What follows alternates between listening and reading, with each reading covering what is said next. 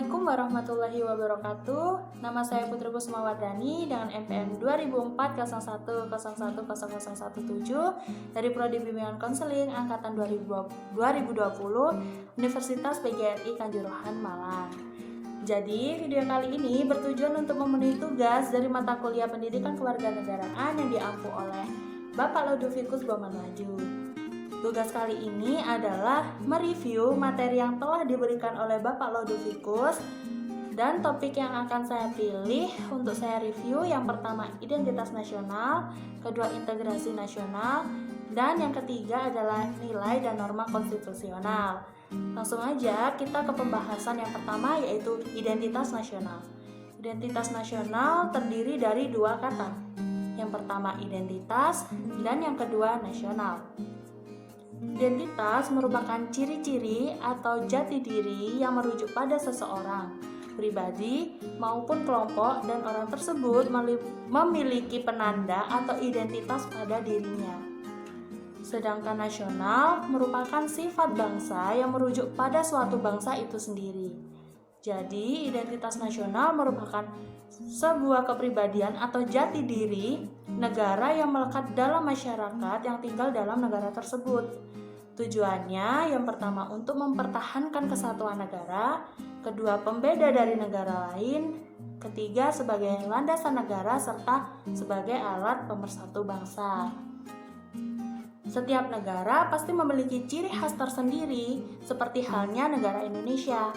Negara Indonesia adalah negara yang memiliki sumber daya alam yang sangat banyak. Contohnya seperti sumber daya alam yang ada di Laut Indonesia. Segala jenis ikan dan terumbu karang hidup, tumbuh, dan berkembang di dalam sana. Tak hanya itu, negara Indonesia memiliki banyak sekali pulau dan memiliki banyak sekali berbagai macam bahasa. Namun dari berbagai macam kebudayaan, suku bangsa, dan bahasa, Indonesia juga memiliki cara tersendiri untuk mempersatukan semua perbedaan yang terdapat dalam negara Indonesia. Seperti menjadikan bahasa Indonesia sebagai alat pemersatu, kedua Pancasila sebagai dasar negara, dan undang-undang sebagai dasar hukum di negara Indonesia. Pancasila merupakan identitas nasional dari negara Indonesia. Pancasila berasal dari budaya dan kebiasaan masyarakat Indonesia, yang kemudian dijadikan pedoman dalam kehidupan berbangsa dan bernegara. Pancasila bukan hanya identitas fisik saja, tetapi Pancasila adalah jati diri dari negara Indonesia. Topik yang kedua yaitu integrasi nasional. Integrasi sendiri berasal dari bahasa Latin yaitu integer, yang berarti utuh atau menyeluruh. Sedangkan nasional berarti bangsa sebagai bentuk persekutuan dari orang-orang yang berbeda latar belakang dan berada dalam satu wilayah di bawah kekuasaan politik. Jadi, integrasi nasional merupakan penyatuan atau pembauran suatu bangsa sehingga menjadi satu kesatuan yang utuh. Pengertian integrasi nasional menurut Kurana merupakan kesadaran identitas bersama di antara warga negara. Artinya, meskipun memiliki kasta, agama, dan daerah serta bahasa yang berbeda, kita mengakui kenyataan bahwa semua adalah satu. Setiap bangsa atau negara akan dihadapkan pada upaya bagaimana menyatukan keanekaragaman yang terdapat dalam negara tersebut agar memiliki rasa persatuan. Seperti halnya negara Indonesia. Negara Indonesia merupakan negara yang sangat kaya baik dalam sumber daya alam maupun kebudayaan. Kekayaan ini akhirnya membuat Indonesia menjadi negara yang sangat beragam dan majemuk. Namun keberagaman yang ada harus ditata agar negara tidak hancur karena perbedaan. Karena itulah diperlukan adanya integrasi nasional. Dari pengertian tersebut, dapat disimpulkan bahwa integrasi nasional bangsa Indonesia berarti hasrat dan kesadaran untuk bersatu sebagai suatu bangsa, menjadi satu kesatuan bangsa secara resmi. Secara umum ada beberapa aspek yang meliputi sebuah integrasi nasional. Yang pertama yaitu integrasi politik. Dalam integrasi politik ada dua dimensi, yaitu vertikal dan horizontal. Dimensi vertikal adalah Dimensi yang menyangkut hubungan antara elit politik dengan massa pengikut maupun antara penguasa dan rakyat. Hal ini guna menjembatani celah perbedaan dalam rangka pengembangan proses politik yang partisipasif. Sedangkan dimensi horizontal menyangkut hubungan yang berkaitan dengan masalah teritorial antar daerah, suku, umat beragama, serta golongan masyarakat Indonesia. Yang kedua, integrasi ekonomi. Integrasi ekonomi yaitu terjadinya saling ketergantungan antara daerah atau dalam upaya memenuhi kebutuhan hidup masyarakat. Adanya saling ketergantungan menjadikan wilayah dan masyarakat melakukan kerjasama yang saling menguntungkan. Di sisi lain, integrasi ekonomi adalah penghapusan hambatan-hambatan antara daerah yang memungkinkan ketidaklancaran hubungan antara keduanya.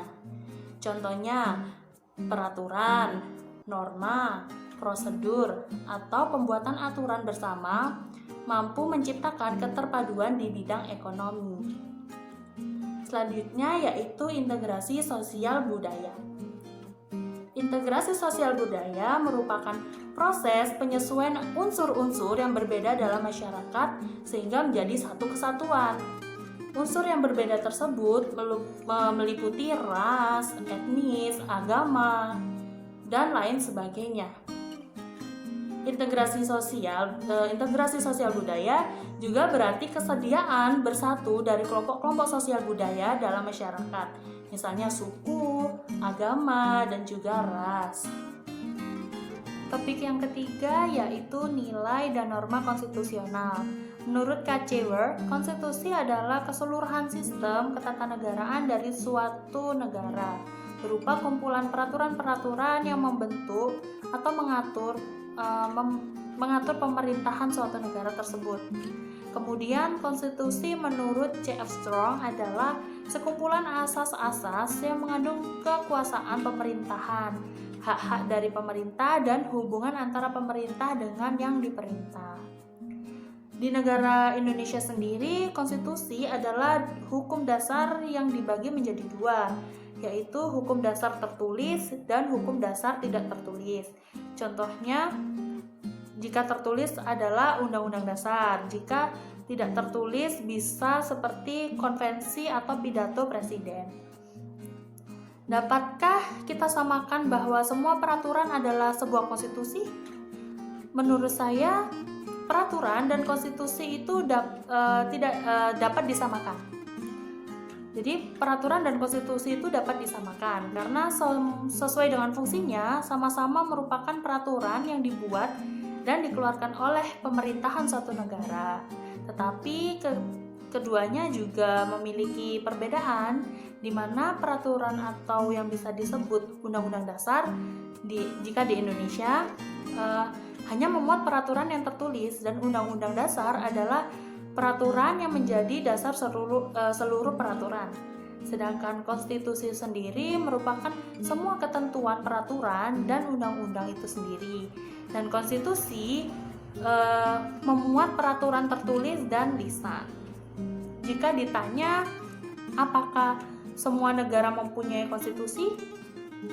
Jawabannya, jika dilihat dari definisinya, konstitusi adalah hukum tertinggi di negara sehingga seluruh praktik ketatanegaraan harus dilaksanakan sesuai dengan konstitusi dan tidak boleh bertentangan dengan konstitusi, maka jawabannya yaitu setiap negara pasti memiliki konstitusi.